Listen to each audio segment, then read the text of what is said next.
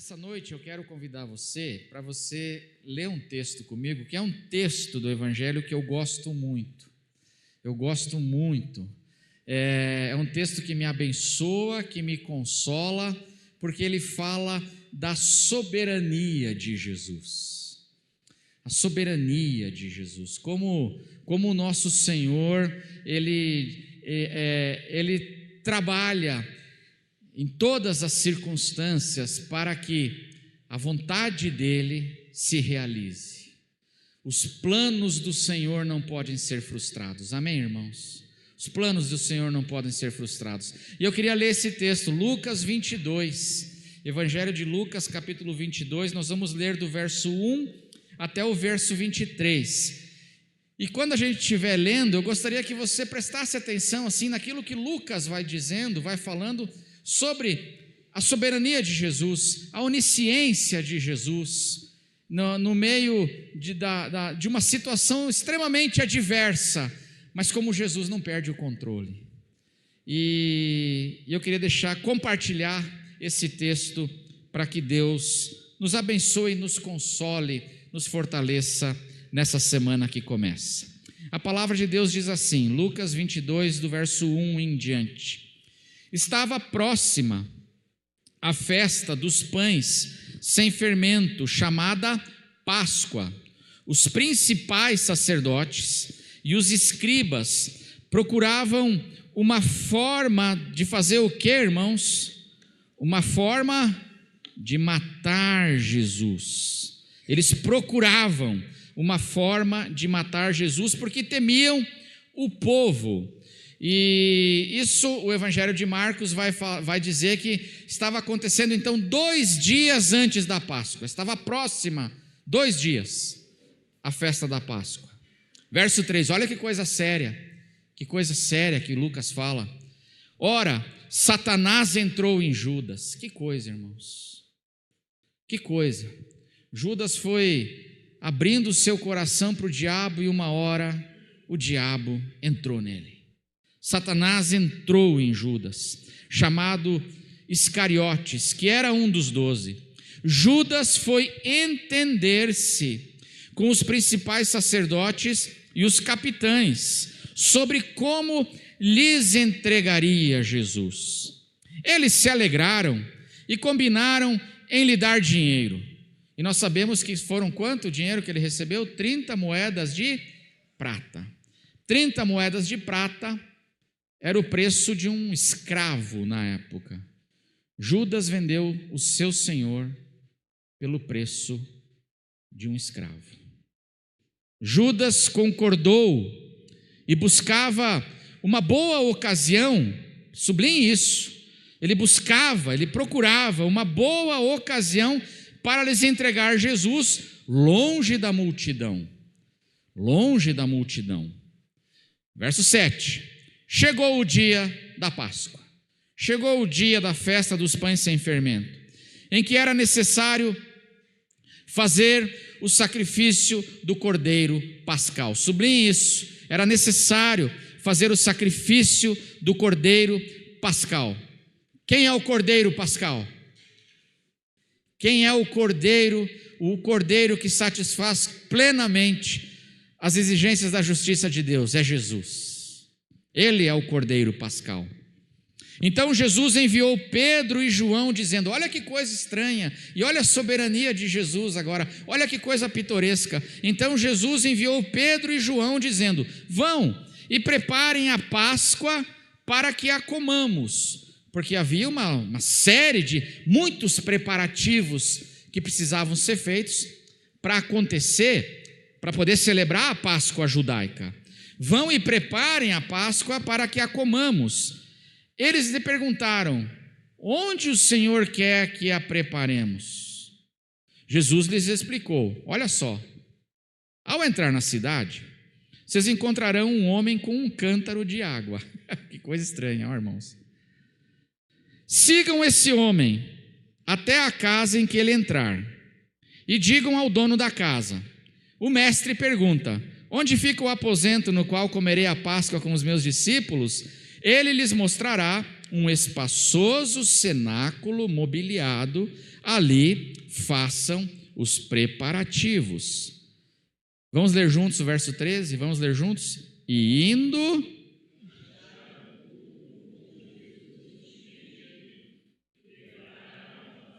Olha que coisa incrível. E eles foram, e eles acharam tudo como Jesus lhes tinha dito e prepararam a Páscoa. Verso 14. Chegada a hora, Jesus se pôs à mesa e os apóstolos estavam com ele. Então Jesus lhes disse: tenho desejado ansiosamente comer esta Páscoa com vocês antes do meu sofrimento. Essa é a minha vontade, o meu desejo, eu desejo isso ansiosamente, ter esse momento aqui junto com vocês antes do meu sofrimento. Pois eu lhes digo que nunca mais a comerei até que ela se cumpra no reino de Deus. E pegando um cálice, depois de ter dado graças, disse: peguem e repartam entre vocês, pois eu digo a vocês que de agora em diante não mais beberei do fruto da videira até que venha o reino de Deus. E pegando um pão, tendo dado graças, o partiu e lhes deu, dizendo: isto é o meu corpo, que é dado por vocês, façam isto em memória de mim. Do mesmo modo, depois da ceia, pegou o cálice, dizendo: este cálice é a nova aliança no meu sangue, derramado por vocês. Mas eis que a mão do traidor está comigo à mesa, pois o Filho do Homem vai, segundo o que está determinado, mas ai daquele por quem ele está sendo traído. E então deu aquele burburinho na festa, né, irmãos? Depois dessa notícia de Jesus, então eles começaram a perguntar entre si qual deles seria o que estava para fazer isso. E aí a gente continua com as histórias da última ceia. Irmãos, a história que nós acabamos de ler, ela nos coloca diante da soberania de Jesus. E para mim essa é uma história, eu gosto demais dessa história, ela é pitoresca. Essa história do homem com o cântaro não é uma coisa extraordinária? A onisciência de Jesus, quando vocês entrarem na cidade, vai ter um homem com um cântaro. Sigam esse homem. Eu fico imaginando, se eu fosse o homem do cântaro, eu ia ficar olhando e falar assim: ué, o que esses dois aí, esses dois barbados aí estão querendo pegar meu celular, né? O que é isso aí? Vocês estão aqui, o que negócio é esse aí? Né? E eles vão seguindo, Pedro e João vão seguindo o homem do cântaro. E aí eles chegam na casa, eles falam com o dono da casa, e aqui diz o texto aqui que tudo, eles acharam tudo como Jesus lhes tinha dito que ia ser, e prepararam a Páscoa. A soberania de Jesus. E é uma história muito consoladora, porque Jesus demonstra o seu controle, a sua soberania, num contexto onde estavam acontecendo conspirações malignas, um contexto onde estavam acontecendo tramas nos bastidores, perigos, traições estavam acontecendo, mas Jesus é soberano. Tramas e traições, perigos, mas Jesus é soberano.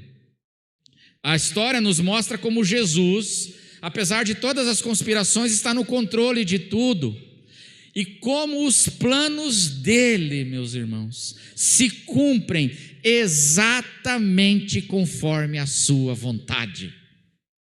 Porque apesar de todos os planos e conspirações malignas, os planos de Deus não podem ser frustrados. Isso vale para mim e para você, para as nossas vidas. Sobre a soberania de Deus, eu queria começar destacando duas coisas que eu vejo nessa história aqui. A primeira é que Essa soberania de Jesus, do Senhor, ela se estende até sobre os planos malignos de gente poderosa. Planos malignos, mas a soberania de Jesus se estende até sobre esses planos. E no fim, é a vontade de quem que se realiza? A vontade maligna de gente poderosa ou a vontade do Senhor? A vontade dele. Ele não disse no texto que nós lemos: eu desejava comer essa Páscoa, eu tinha um desejo ansiosamente de comer esta Páscoa com vocês. E a minha vontade se realiza. E nenhuma conspiração poderia frustrar o meu plano de estar com vocês, meus filhos, nesse momento que eu desejava e queria estar. A soberania do Senhor se estende até sobre os planos malignos, e é de gente poderosa. O texto que nós lemos aí no capítulo 22, o verso 2, olha o que diz o texto, fala que os principais sacerdotes e os escribas, não é qualquer sacerdote. Quais os sacerdotes que estavam conspirando? Os principais sacerdotes e os escribas, gente poderosa de Jerusalém. No verso 3, olha o que diz aí, quem é que entra na conspiração? Ora, Satanás entrou em Judas. Temos aqui as principais autoridades de Jerusalém fazendo uma conspiração. Satanás entra no jogo. E quem é Satanás? É o príncipe dos demônios. E é ele que entra aqui no jogo. E nós temos no verso 4, diz aqui que Judas, uma vez que ele está agora aqui totalmente influenciado pelo diabo, Judas foi entender-se com os principais sacerdotes e os capitães. Você está vendo aqui, gente, que há uma tramóia, uma trama acontecendo, e não é de gente fraca, viu? É de quem manda. É gente poderosa, são capitães, principais sacerdotes. O próprio diabo entrou no jogo. Mas as coisas, diz o texto, não saíram conforme os planos dos perversos e malignos desses poderosos. As coisas aconteceram exatamente de acordo com a vontade de Jesus. Isso me consola. Porque nós vivemos num mundo onde tem muita trama, muito plano, muita malignidade. Nós não temos poder, não somos poderosos, não somos os principais, não somos quem manda, mas nós podemos confiar de que os planos que se estabelecem são os planos do Senhor para as nossas vidas, porque Ele é soberano. Se não, veja um detalhe, Marcos, eu vou pedir para abrir aí, Marcos capítulo 14, verso 1 e 2, o texto paralelo fala um detalhe, e que mostra aqui como é Jesus, que é a vontade do Senhor que se estabelece. Marcos capítulo 14, verso 1 e 2, o mesmo texto, só que no Evangelho de Marcos diz assim: 2 dias depois seria celebrada a Páscoa, 2 dias antes da Páscoa, e a festa dos pães sem fermento. Os principais sacerdotes e os escribas procuravam uma forma de prender Jesus à traição para matá-lo. Vamos ler juntos o verso 2? Vamos ler juntos? Pois diziam, não.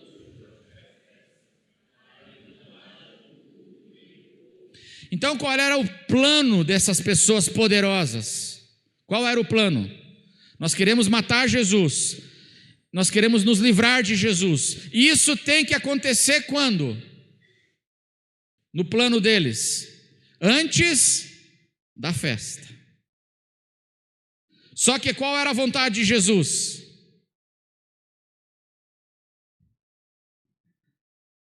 Eu esperava ansiosamente, eu desejava ansiosamente comer esta Páscoa com vocês. A vontade de quem se estabeleceu?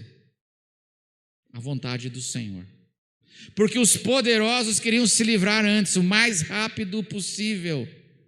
Só que eles não podiam ir contra os planos de Deus, por mais artimanhas e poder que eles tivessem, e grana para corromper, que a vontade que se estabeleceu foi a vontade de Jesus, porque Ele é o Cordeiro Pascal. Ele não poderia ser morto antes, Ele tinha que ser morto durante a festa, porque Ele é o Cordeiro que nos salva, e porque Ele queria comer essa Páscoa com os seus discípulos. E a vontade do Senhor se estabeleceu. Foi exatamente durante a festa que Jesus esteve com seus discípulos e executou toda e plenamente a sua vontade. Ou seja, o plano dos poderosos, inclusive, meu irmão, com toda a artimanha do diabo, não foi maior do que o plano de Jesus. O plano que se estabelece é o do Senhor, porque Ele é soberano. Eu e você podemos descansar ou não? Porque a gente vive num mundo perigoso, irmãos. Tem muito plano ruim acontecendo por aí.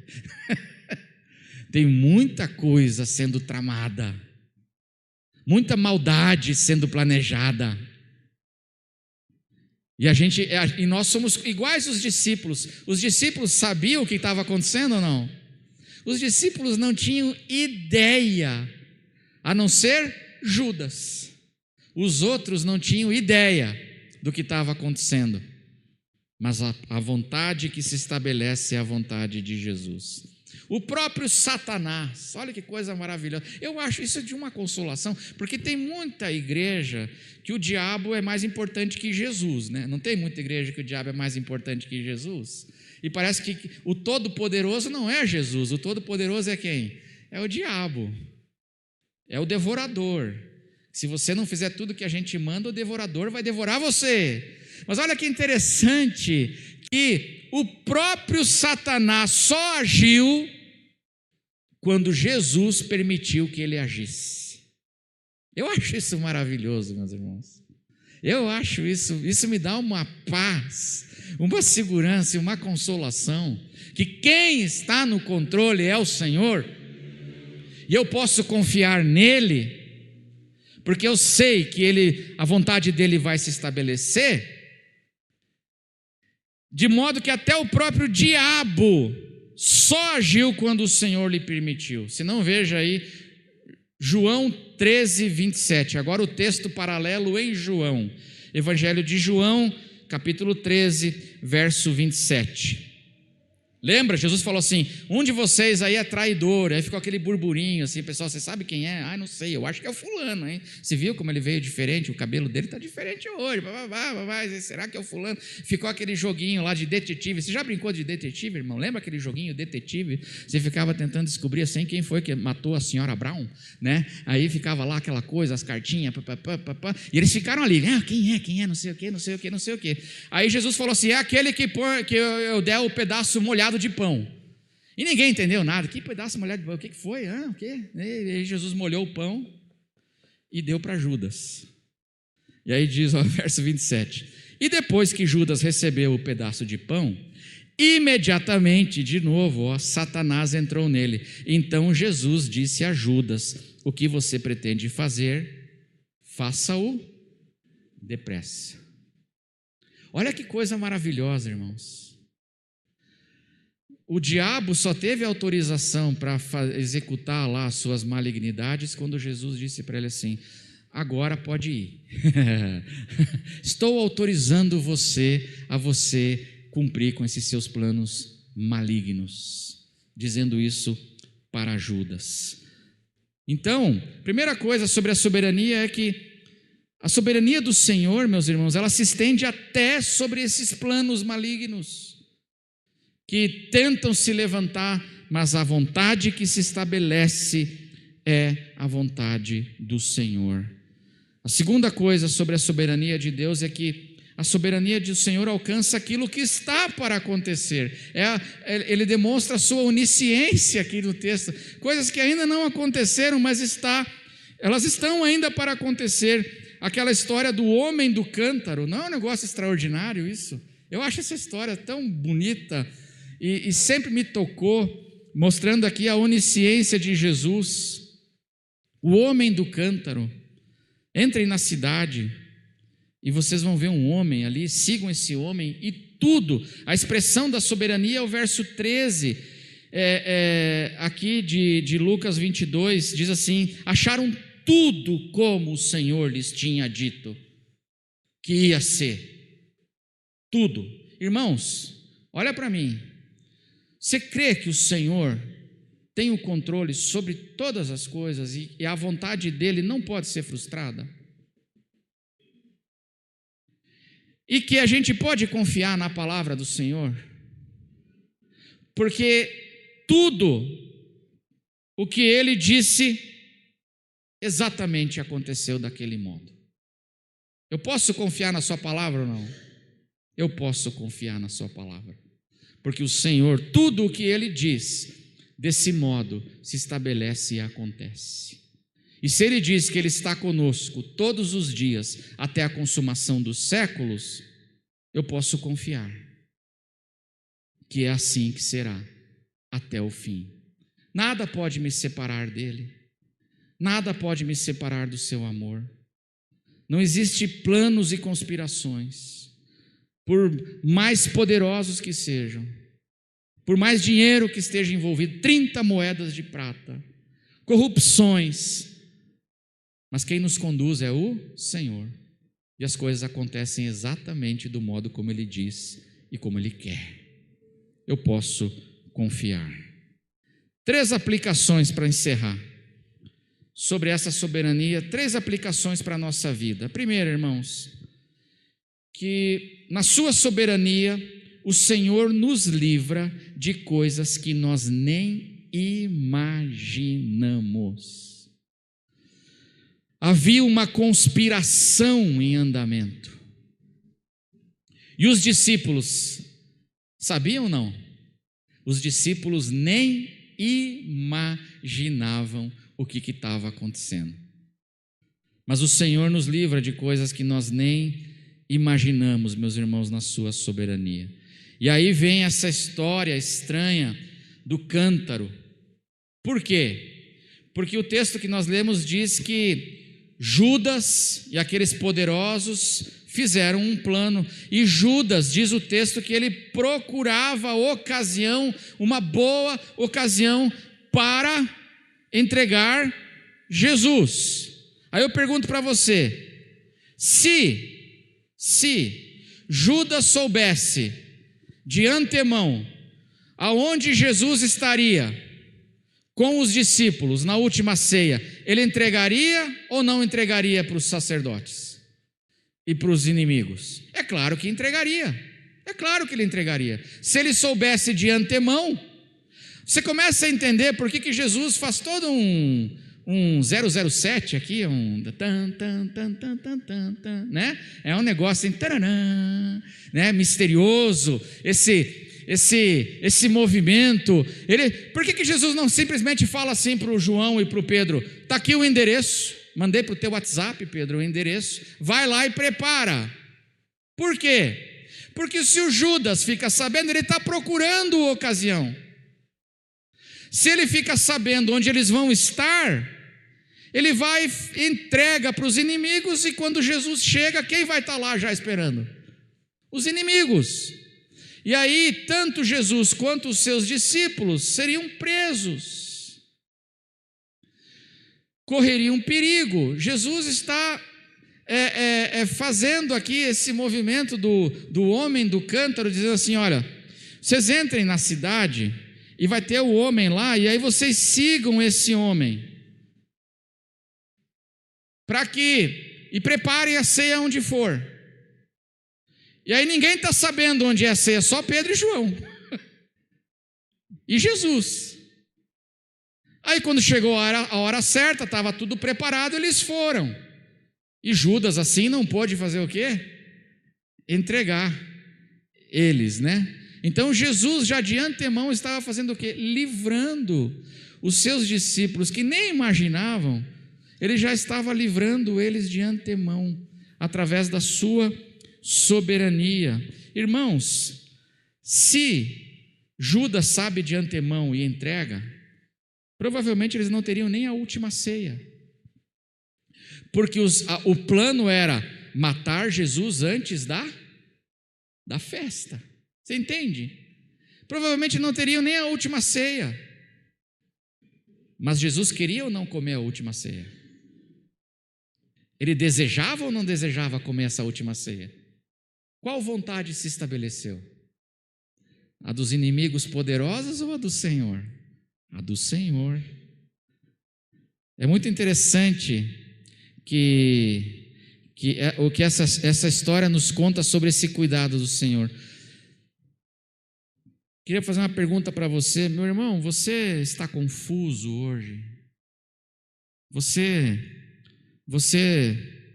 não está entendendo às vezes os caminhos que o Senhor está conduzindo você? Assim, parece que o Senhor está me conduzindo, eu não estou entendendo, por que Ele não me dá logo o endereço ao invés de mandar eu ficar seguindo o homem do cântaro, né? Não estou entendendo, você está confuso, você às vezes não está entendendo o caminho que o Senhor está fazendo, meu irmão, o modo como Ele está dirigindo as coisas na sua soberania.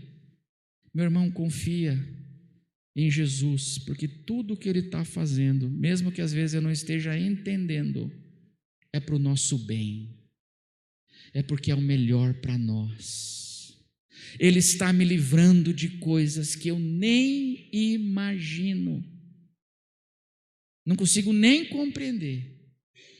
Confia no Senhor. Você acha que Jesus está atrasado na sua vida?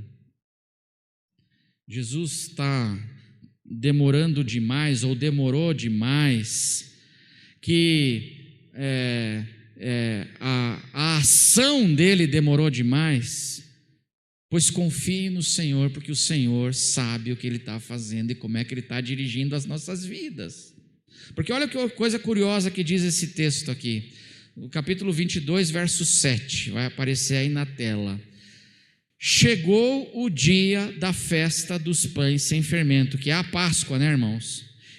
Em que era necessário fazer o sacrifício do cordeiro pascal. Então Jesus enviou Pedro e João dizendo: vão e preparem a Páscoa, para que a comamos. Vamos ler juntos o que eles responderam? Verso 9: eles lhes perguntaram. Irmãos, pensa o seguinte: a Páscoa em Jerusalém, há 2000 anos atrás, esses homens não eram de Jerusalém, eles não tinham casa em Jerusalém, eles não tinham lugar em Jerusalém. Aonde eles foram dormir depois da ceia? Não foi no Jardim das Oliveiras? Porque eles dormiam na praça. Eu dormi na praça, né? Ficou lá pensando nela, né? Então ficou lá, foram dormir na praça. Porque eles não eram de Jerusalém. Agora pensa, a Páscoa é a festa mais importante do judaísmo. Você consegue imaginar quantos milhões de peregrinos estavam lá para essa festa? Quantos milhares de pessoas?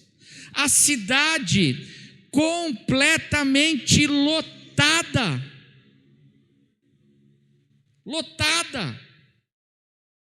Milhares de peregrinos obedecendo a lei de Moisés.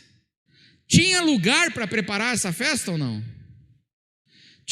Porque a festa exigia uma bela preparação.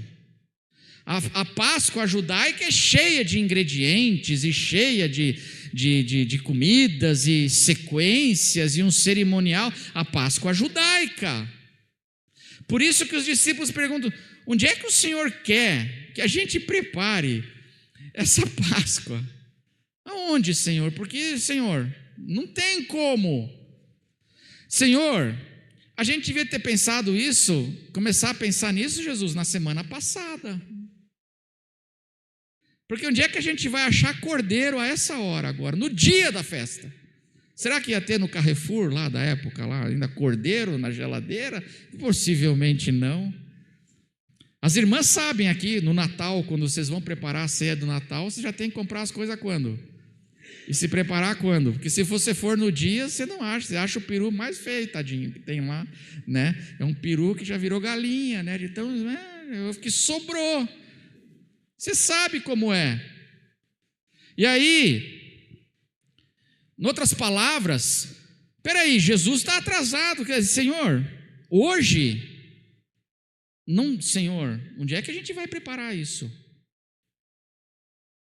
Às vezes a gente acha que Jesus, a gente não está entendendo o caminho de Jesus, que Jesus já devia ter chegado muito antes, ou preparado as coisas antes, agora já não dá mais tempo, Jesus se atrasou.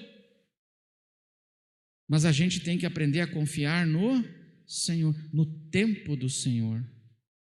Sabe por quê? Porque, para surpresa deles, Jesus já tinha ido adiante deles, eles não sabiam. A casa de quem que é essa casa que eles comeram a ceia, irmãos? De quem que é a casa? Aula de EBD aí, vamos ver. Quem acertar, de quem que é essa casa que eles comeram a ceia? Fala para a pessoa que está do lado aí assim, a gente não tem ideia. Fala aí para a pessoa, fala, a gente não tem ideia de quem seja essa casa. De quem é essa casa? Mas Jesus já acertou tudo com o dono. Ela já está mobiliada, ela está preparada, as coisas todas já estão lá. E aí quando vocês chegarem agora, Pedro diz, confiem em mim, sigam o homem do cântaro, e vocês vão chegar na casa certa, a casa que eu fui antes de vocês, vocês não sabiam, e eu já fui antes de vocês, abrindo o caminho, preparando na minha soberania. Às vezes a gente acha, não está entendendo o caminho do Senhor, parece que o Senhor no dia da festa, não, e aí Jesus fala assim, rapaz, você não sabe de nada, eu já estou há uma semana preparando esse negócio aí, confia em mim, porque às vezes a gente tem a sensação de que o Senhor está errado, o teu tempo, Jesus, está errado, os teus caminhos não estão esquisitos, eu não estou entendendo. E aí Jesus vem e diz assim, confia em mim, e faz conforme a minha palavra te instrui, e você vai ver que quando você for, tudo vai acontecer conforme a minha vontade. Confia em mim, diz Jesus. Primeira aplicação para nós é essa, você está confuso, achando que o caminho do Senhor é estranho, está fora do tempo, já não dá mais tempo. Meu irmão, confia que o Senhor está no controle sobre a tua vida. A segunda aplicação para a gente é que na sua soberania o Senhor nos capacita a cumprirmos com o nosso chamado. Amém, irmãos? Na sua soberania o Senhor nos capacita a nos mantermos fiéis a Ele, a obedecermos a Ele, a cumprirmos com o nosso chamado. Pedro e João receberam uma tarefa. Qual tarefa? Preparar a Páscoa. Uma responsabilidade grande. Quantos adultos eram? 13 homens adultos. Precisava muita comida ou não? As irmãs aí, quanta comida, irmã Darlete, quanto cordeiro ia precisar aqui para alimentar? 13, com Jesus são 13 homens adultos comendo a ceia. Todos os ingredientes. É uma preparação grande. Eles receberam uma responsabilidade, meus irmãos, que não era fácil, e mais, humanamente era quase impossível, porque foi no dia da Páscoa, em Jerusalém, onde milhares de peregrinos estavam ali, todos se preparando para comer essa Páscoa. Mas Jesus queria passar com os 12. Eu quero passar com vocês esta noite, este momento, vai ser um momento meu com vocês, meus filhos, e eu desejo ansiosamente comer esta Páscoa com vocês. E eles receberam essa responsabilidade de Jesus. Mas como eu disse antes, veja como Jesus já tinha ido à frente deles. E eles nem sabiam. Meu irmão, o Senhor pede coisas de nós, o Senhor pede a nossa obediência, o Senhor nos dá responsabilidades que Ele mesmo nos capacita para sermos fiéis. Ele já foi adiante. Por isso, vá, obedeça, seja fiel ao Senhor, porque Ele é fiel a nós. Diz aqui o texto que eles indo experimentaram a fidelidade do Senhor. O texto que nós lemos várias vezes, o verso 13 diz assim: e indo acharam tudo como Jesus tinha dito. A gente tem que ir pela fé, irmão. A gente tem que ir pela fé. Quando a gente vai pela fé, a gente acha a fidelidade, a gente encontra e aprende como o Senhor é de fato fiel, mas a gente tem que ir primeiro. Eu tenho que ir. A gente vai em obediência, a gente vai sem ter todos os recursos. Eles tinham um cordeiro? Não tinham. Eles não tinham nada, né? Mas o Senhor já tinha ido adiante deles. Mas eles vão preparar, e eles vão pela fé. Irmão, você consegue imaginar o que é achar o homem do cântaro certo num dia que tem milhões de pessoas preparando o negócio, buscando água na fonte, porque lá não tinha água encanada. As pessoas iam numa fonte. Dentro da cidade tinha vários lugares onde tinham fontes de água, onde as pessoas pegavam água potável. Você consegue imaginar quanta gente estava pegando água naquela hora ali para preparar as milhares de ceias de Páscoa que iam ser preparadas naquela noite, naquele dia? Aí Jesus fala assim: vai, vocês vão ver um homem com um cântaro. Falou: Jesus, deve ter uns 5.000 homens com um cântaro pegando água ali. Vai. E vocês vão entender na hora o que é, vão entender na hora o meu caminho, mas vocês têm que ir pela fé.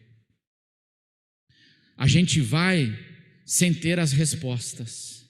A gente vai porque a gente confia no Senhor, porque as coisas que o Senhor disse realizam conforme Ele disse que aconteceriam.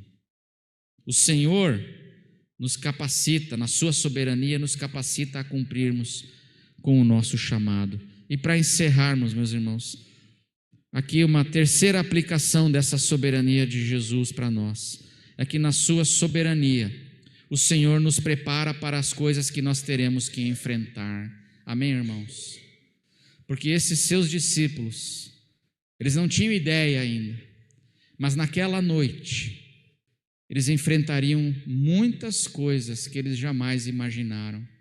Uma noite escura, uma noite difícil, mas o Senhor fez a ceia, os reuniu, e ali naquela ceia, Ele os ensinou com amor, e Ele os preparou para as coisas que eles teriam que enfrentar. Meu irmão, eu e você, na nossa vida, vamos ter que enfrentar muitas coisas que às vezes a gente nem imagina, mas o Senhor é fiel, e Ele nos prepara, nos capacita, e Ele está conosco de antemão, para nós enfrentarmos tudo aquilo que a gente vai ter que enfrentar. Não temas. Na sua soberania, o Senhor prepara os seus filhos para as coisas que eles teriam que enfrentar. O que eles teriam que enfrentar nessa noite? Decepção, a traição de um amigo. Não vou nem pedir para levantar a mão. Você já foi traído por alguém que você amava, que era alguém que você amava, companheiro, parceiro. Estamos há 3 anos comendo sal junto, andando junto pelas ruas da Galileia. E aí, de repente você percebe que aquele Judas, aquele seu amigo, parceiro de empreitada, de repente ele era um traidor. Estava enganando a gente, já vinha nos roubando. Você consegue imaginar a decepção? Mas Jesus prepara os seus filhos para essas coisas que a gente vai ter que enfrentar muitas vezes na vida. E a fraqueza de Pedro? Naquela noite, Pedro iria negar o Senhor. Você consegue imaginar? Naquela noite, meu irmão, Pedro ia negar e todos iam dar no pé. Mas Jesus, com amor, vai preparando eles. Por isso que eu quero comer essa ceia com vocês, essa última ceia. Porque eu amo e eu quero preparar vocês para tudo aquilo que virá. E vocês não têm nem ideia. Naquela noite parece que o mal ia vencer. Você já teve uma noite assim na sua vida, meu irmão? Uma noite escura, de trevas densas, quando parece que o mal venceu, o mal ganhou, o bem foi derrotado. E aí Jesus nos prepara e diz assim: não, na sexta-feira eu vou ser no Jardim das Oliveiras, eu vou ser moído, eu vou ser traído, eu vou ser crucificado no monte do Calvário, mas no domingo eu vou ressuscitar. O Senhor nos prepara, na sua soberania, Ele nos prepara já para essas coisas, Ele está conosco, nos capacitando as coisas que a gente vai ter que enfrentar. Momento de desapontamentos e de ficar muito confuso. A gente achava que era Ele, lembra dos discípulos de Emaús?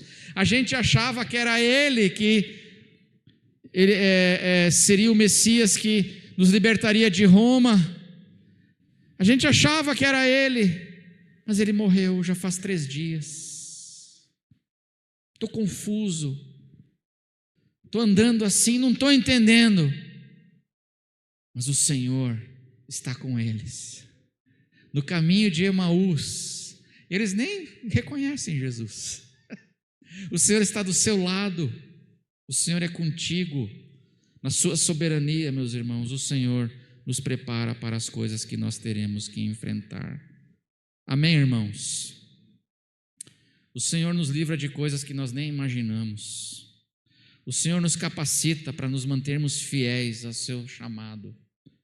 E o Senhor, Ele nos prepara para as coisas que nós temos que enfrentar e Ele está conosco. Ele nos capacita e sustenta. Quando a gente tiver que passar pela noite escura, meu irmão, a palavra do Senhor já veio dizendo: confie em mim, porque eu estou no controle de todas as coisas. E tudo está acontecendo conforme a minha permissão, conforme a minha vontade. Confia em mim, diz o Senhor. Amém, irmãos? Vamos orar?